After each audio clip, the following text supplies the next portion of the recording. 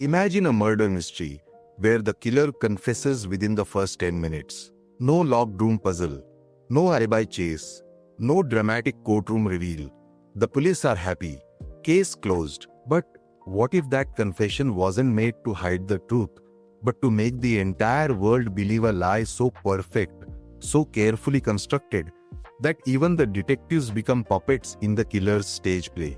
Friends, today's story isn't just about a knife ending one man's life. It's about what happens after the body goes cold. It's about how a dead man's reputation, his legacy, his entire life's work can be butchered more brutally than his physical body ever was. This is a story where the real murder weapon isn't a blunt object or a telephone cord. The real murder weapon is a notebook, a diary, and 30 years of carefully hidden jealousy. Ladies and gentlemen, hold on to your seats, because Keigo Higashino's masterpiece, Malice, is about to rewire your brain in ways you never thought possible. Our story begins in the luxurious Tokyo home of Kunihiko Hidaka, one of Japan's most celebrated, most beloved, and most successful authors. Hidaka is living every writer's dream. His latest novel is sitting at the top of the bestseller charts. His publisher is calling daily with congratulations. His beautiful and devoted wife is by his side. And tomorrow morning, the two of them are boarding a flight to Canada, where they plan to begin a brand new chapter of their lives together. Everything is perfect, almost too perfect. That same evening, an old childhood friend comes to visit. His name is Osamu Nonoguchi. And if Hidaka represents everything a writer could ever dream of becoming, Nonoguchi represents everything a writer fears. He is quietly unsuccessful. He writes modest children's books that nobody talks about. He lives alone in a small apartment. He has no awards, no fame, no international recognition. While Hidaka prepares to fly to a new life, Nonoguchi quietly nurses a life that feels like it is slowly dying. That night, Nonoguchi and Hidaka's wife discover something that stops their hearts cold. Hidaka's body is found inside his locked private office. Someone had struck him from behind with a heavy glass paperweight, rendering him unconscious. And then, with cold and calculated brutality, someone had strangled him with a telephone cord while he lay helpless on the floor. Two acts of violence, one very dead man, and one locked room that raises more questions than answers. Enter Detective Kyoichiro Kaga. Immediately, this case becomes something entirely different. Kaga is not your average police detective. He doesn't just process crime scenes. He reads people. He studies behavior. He understands that what a person says is almost never as important as why they are choosing to say it. When Kaga arrives at the crime scene, he gets a jolt he wasn't expecting, because he recognizes Nonoguchi. Before joining the police force, Kaga had been a school teacher, and Nonoguchi had been his colleague at the same school. Kaga knew this man. He knew his personality. He knew his weaknesses.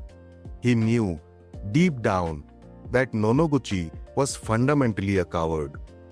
And that instinct immediately sets off alarm bells. Kaga begins investigating. Within just 2 days, he finds critical holes in Nonoguchi's alibi. Nonoguchi had claimed to be alone in his hotel room writing during the time of the murder, but phone records, travel logs, and careful reconstruction of the evening's timeline prove beyond doubt that Nonoguchi is lying. The alibi is tissue paper thin. And here is where the first truly jaw-dropping twist arrives. Faced with the evidence, Nonoguchi doesn't argue. He doesn't lawyer up. He doesn't cry or beg or try to negotiate. He simply bows his head and says, calmly and quietly, "Yes, I killed Hidaka. Do with me what you will. I have nothing more to say." The entire police department erupts in celebration. A high-profile murder case involving one of Japan's most famous authors, solved in under a week. Champagne-worthy efficiency. But Kaga cannot celebrate because something is deeply, fundamentally wrong. A smart man, a writer no less, someone who constructs elaborate narratives for a living, made the most elementary mistakes imaginable when trying to cover his tracks. Why would someone capable of committing such a calculated two-stage murder be so breathtakingly careless about hiding it afterward? Kaga's gut tells him the answer is chilling. Nonoguchi wasn't careless. He was deliberate. Those mistakes weren't slips. They were invitations. When police search Nonoguchi's apartment, they discover something extraordinary hidden inside a locked box. Notebooks, floppy disks, handwritten draft manuscripts, documents that appear to prove, beyond any reasonable doubt, that every single one of Hidaka's celebrated best-selling novels was actually written by Nonoguchi himself. Not co-written, not inspired by, written, word for word, page for page. The evidence tells a devastating story. Hidaka, it seems, had been blackmailing his old childhood friend, exploiting a dark secret from their past to force Nonoguchi into ghostwriting his novels for years. Hidaka had taken all the fame, all the money, all the international acclaim, while Nonoguchi sat in his small apartment, invisible, uncredited, and utterly powerless to speak out. The media explodes. Within 24 hours, Hidaka goes from beloved literary icon to national villain. His books are called frauds. His publisher goes silent. His name becomes synonymous with theft and exploitation. But the story doesn't stop there. Because alongside the ghostwriting evidence, police also find Nonoguchi's personal diaries. And those diaries paint an even more emotionally devastating picture. In those pages, Nonoguchi describes Hidaka as domestic abuser who routinely beat his own wife behind closed doors. He describes how Hidaka, in a casual act of cruelty, poisoned a neighbor's cat simply because the animal annoyed him. And perhaps most heartbreakingly, Nonoguchi reveals in these diaries that he had been secretly in love with Hidaka's wife for years, watching helplessly as she suffered at the hands of a monster, and that it was this love, combined with his desperate need to reclaim his stolen dignity, that finally drove him to kill. Overnight, Nonoguchi transforms in the public imagination. He is no longer a murderer. He is a tragic hero, a suffering artist, a man driven to the edge by years of exploitation, watching the woman he loved be abused by the very man stealing his work. Sympathy pours in from across the country. Hidaka's widow is bombarded with questions and suspicion. The dead man cannot defend himself. The plan has worked perfectly, or so it seems. Detective Kaga refuses to accept the narrative. While the rest of the world moves on, Kaga begins a meticulous process of reverse engineering, dismantling the story piece by piece, starting from the conclusion and working backward to find where reality diverged from the carefully constructed fiction. The first crack appears in the notebooks. Nonoguchi had presented a thick handwritten notebook as proof that he had personally drafted one of Hidaka's novels. To add credibility, he had shown police a large callus on his middle finger, the kind that develops naturally after months of intensive longhand writing. But Kaga pulled Nonoguchi's complete medical records, and the records showed that Nonoguchi had applied a caustic chemical to his own finger in the weeks before the murder, deliberately burning the skin to simulate a writer's callus that had never actually formed through writing. He had manufactured physical evidence on his own body. The second crack appears in the manuscripts themselves. Kaga consulted typing experts and examined Nonoguchi's old typewriter. The analysis was conclusive. Nonoguchi had never been a proficient typist, yet the draft documents police had found showed typing patterns inconsistent with his established habits. Further investigation revealed that the manuscripts had been created by laboriously copying by hand in reverse sequence from Hidaka's already published novels. Nonoguchi had essentially worked backward, recreating a fake original draft from a finished book. making it look like the book had originated from his pen. This had taken months of meticulous, obsessive work. This was not a crime of passion. This was an architectural project of deception. The third crack appears when Kaga sits down alone with Hidaka's widow. Away from cameras and reporters, she breaks down and tells him the truth. Hidaka had never once raised his hand to her. Their marriage, while not without its complications, had never involved violence. The diaries were lies. The abused narrative was a fabrication designed to guarantee public sympathy and destroy any chance of Hidaka being remembered with dignity. And the poisoned cat? Kaga traced the incident to its source.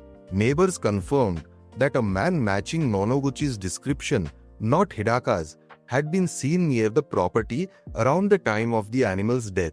Nonoguchi had poisoned the cat himself, then written it into his diary as Hidaka's crime. Every single piece of the evidence trail had been planted, manufactured, and staged. The entire story the world had accepted as truth was a masterwork of premeditated fiction, authored, appropriately enough, by a writer. With every planted piece of evidence now exposed, Kaga faces the question that has been haunting him from the beginning. If this wasn't about money, and it wasn't about love, then what on earth was this actually about? To answer that, Kaga has to go all the way back. Back to childhood, back to a schoolyard, back to a single incident that left a wound so deep it never closed in 30 years. As children, Nonoguchi had been a fearful, timid boy. To protect himself from bullies, he had joined their group, not because he believed in what they did, but because survival felt more important than conscience. And one day, that group of bullies committed a genuinely terrible act of cruelty toward an innocent girl at their school. And Nonoguchi participated out of fear, out of weakness, out of cowardice. One person witnessed everything that happened that day, Hidaka. And Hidaka never told a soul. He protected Nonoguchi's secret completely for decades without ever asking for anything in return. By any measure, this should have been an act of profound friendship, a gift. But the human mind is a dark and complicated place. Instead of gratitude, Nonoguchi felt something he could never fully articulate or escape. Every time he looked at Hidaka, at his success, his warmth, his generosity, his beautiful life, he was looking at the only person in the world who knew exactly how low he had once been willing to sink. Hidaka's goodness was, paradoxically, Nonoguchi's torment, because Hidaka's forgiveness made Nonoguchi's own self-forgiveness impossible. As years passed and the gap between their lives widened, Hidaka ascending to international fame, Nonoguchi remaining in quiet obscurity, that wound quietly festered into something monstrous. Hidaka's success wasn't just success.